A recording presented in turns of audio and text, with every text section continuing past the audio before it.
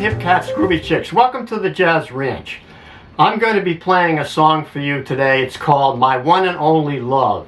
It's a well-known standard by James Wood. And I'm going to be applying principles and concepts I've learned by studying Bill Evans' arrangements. This is my own arrangement, but I'm going to talk about Bill Evans' stylistic features, his concepts, harmonic concepts, and so on later on in this video. I'm going to play the song for you now called My One and Only Love. Here we go.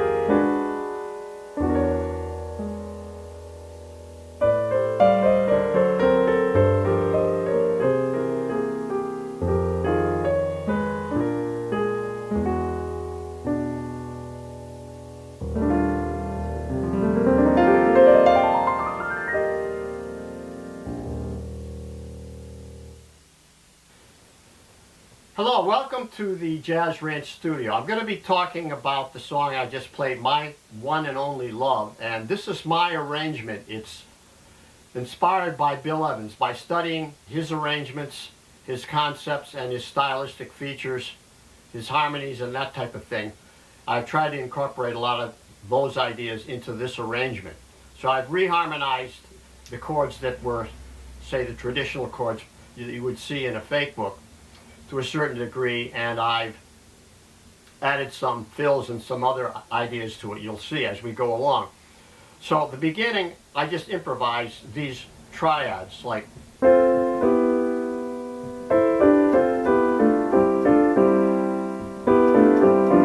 type of thing. It's kind of a Bill Evans type of stylistic thing that he would do, is moving triads through the scale.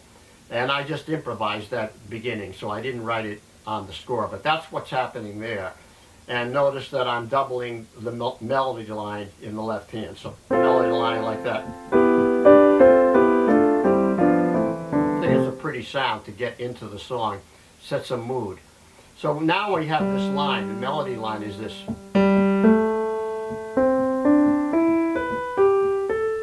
So what do we do with that? Well, we harmonized it. So I harmonized it in block chord formation, adding the harmonies, and then doubling the melody in the left hand, which means it's a locked hands position voicing, similar to what George Shearing did a lot, and Bill Evans did this a lot too. So it's like this. I'm going to harmonize it like this.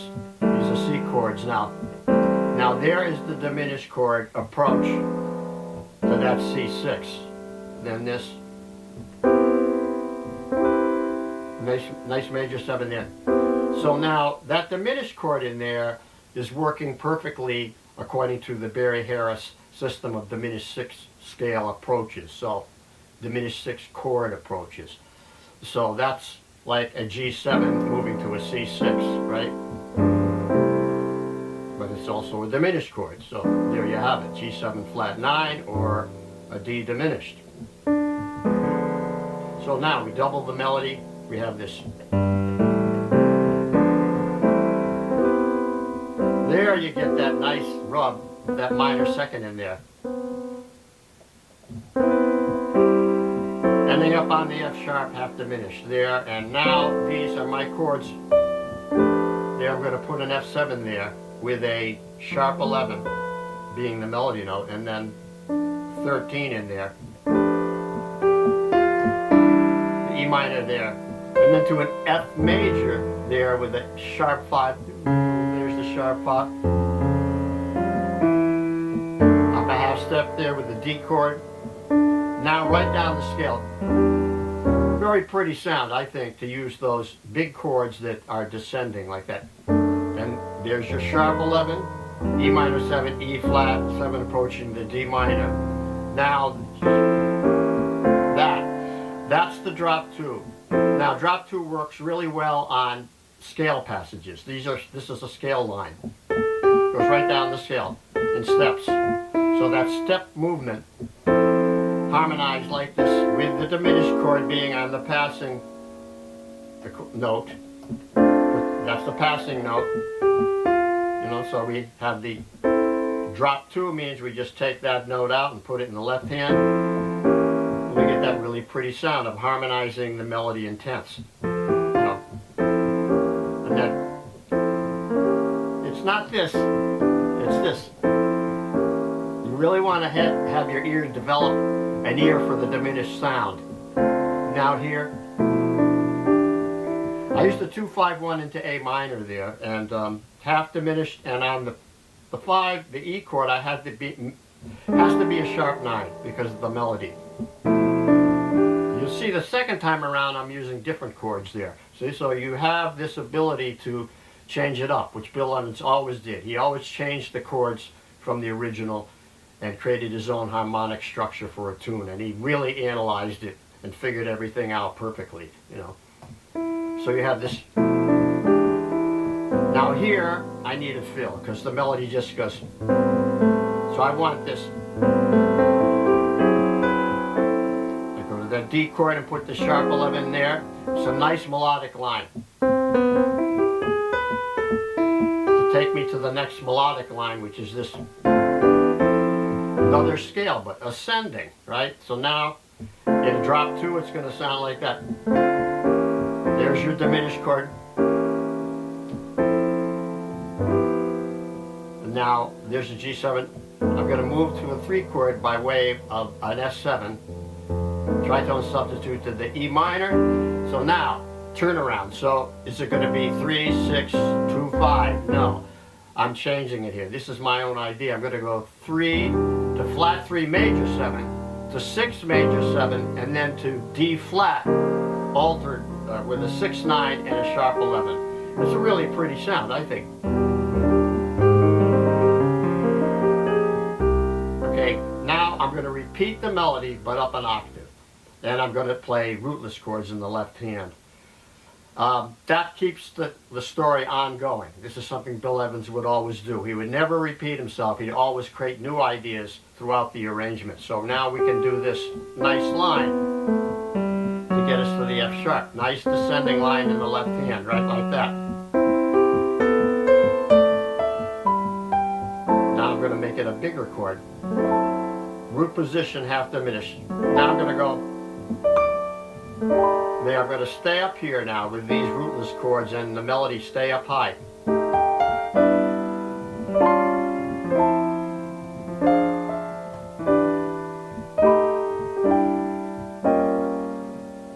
See, now you want to check out the written score to understand how that's all working, because there's a different chord for each melody note. You know, you got an E minor going to an E flat, to a D minor, to a G sus, to an F7, to an F7 there again, and then an E minor, and then an A7 altered. Now notice that A7 altered, look at that. It's got a flat 9, it's got an augmented fifth in it, and it's got up here, it's got the sharp 11s. So there's your sharp 11 again. Now D minor. Now here, I have a diminished chord. I'm doing D minor, then put a diminished chord approach to an A minor. So I'm going to play this melody, harmonizing in thirds, which Bill did all the time. You see that? Now that's a double diminished because I've got this diminished chord, a G sharp, against a G diminished. This is G diminished, so you have this sound.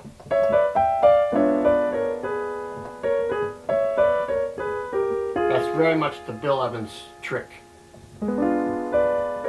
Messing around with the diminished sound. You know, so I applied it to the melody. That's the melody. So I put it in. You could do that. Descending line here in the left hand to take me to that beautiful D chord with the sharp 11 and the 13 in there. Now, thirds again, and then tritone substitute, that D flat chord again, and then the 5 chord but altered with the sharp 11 again. And then resolving to a C chord but with a sharp 11. C6 sharp 11. See, with a nice makes that sound. Now we're going to modulate by way of B7 to E minor. We're going to the 3 chord now, 3 chord. Now in the sheet music it goes 3, 6, 2, 5. I'm going to go 3, up a half step to the tritone substitute of the 6th.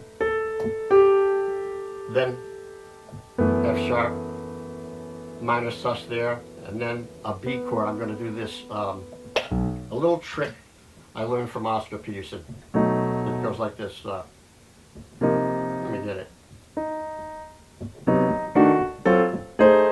That's building on a B7. Now my pedal's out of position. Okay, that's building on a B7. Building on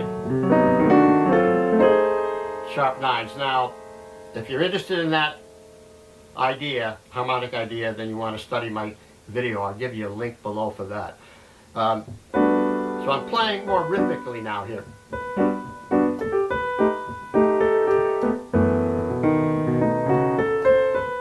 Second time I go to C sharp half diminished. But I'm voicing it like a sharp 9. Rather, that's something Bill would do a lot. He would change that chord to this chord. I like that sharp 9 sound. It is a beautiful sound. It's very bluesy and very dark. Then here, my idea of making that a major 7, because the melody is there, and why not use the tritone substitute instead of that? Use this and put the sharp 5 in. Now we have the descending line in the left hand. Down this C sharp half diminished. Now to a D chord. I'm going to make it big. Sharp 9, flat 13. And then I'm going to modulate the E flat by way of the scale.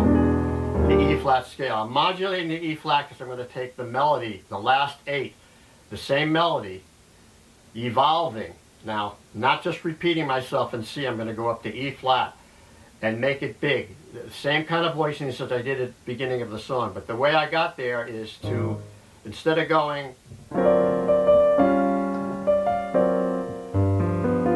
or resolving to C, I'm going A flat, altered with sharp 11, G minor 11, F minor 11, E7. Now I'm in the key of E flat, and the same idea as I played at the beginning.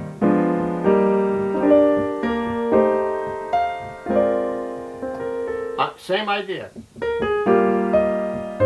Chords are all the same, they just moved up a third, minor third. There's your diminished chord again. Here's your sharp 9 again. And here's your little fill idea. chord. I did, yeah, there's your 5 chord, and then tritone substitute. And now it will resolve to E flat there. But I didn't resolve to E flat, I played a progression. This one, it's like the beginning of Round Midnight, or the end of it, you know, it's kind of like A half diminished,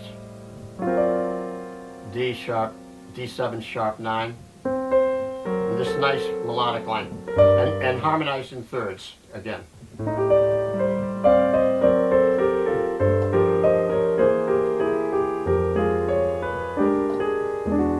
Tritone substitute, and then resolving to E flat, and adding the sharp 11 again, E flat major and sharp 11. You play a Lydian scale now, E flat Lydian. So there you have it. I tried to get through it without taking too much time. May have gone too fast, but use the slow down techniques. I'll give you a link to a video there. I explain how to slow down the video, how to rewind and that type of thing. So I hope you learned some and got some ideas, and will learn this score and enjoy it. Thanks so much for watching. We'll see you next time. We'll have a sign off.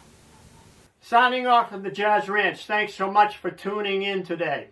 I want to give you a little shout out on my book. This is my book called Jazz Piano Methods and Songbook for Professional Playing. I've sold thousands of copies. I have a special sale going on right now. If you buy my book, you'll get my 140-page appendix of exercises for free. All you have to do is order my book through my website and then write to me, and my email address is below, and I will send that to you directly to your email. So please check out the videos I've made on both books so you can see everything that's inside them. Where can you go and see a complete inside of a book on a video?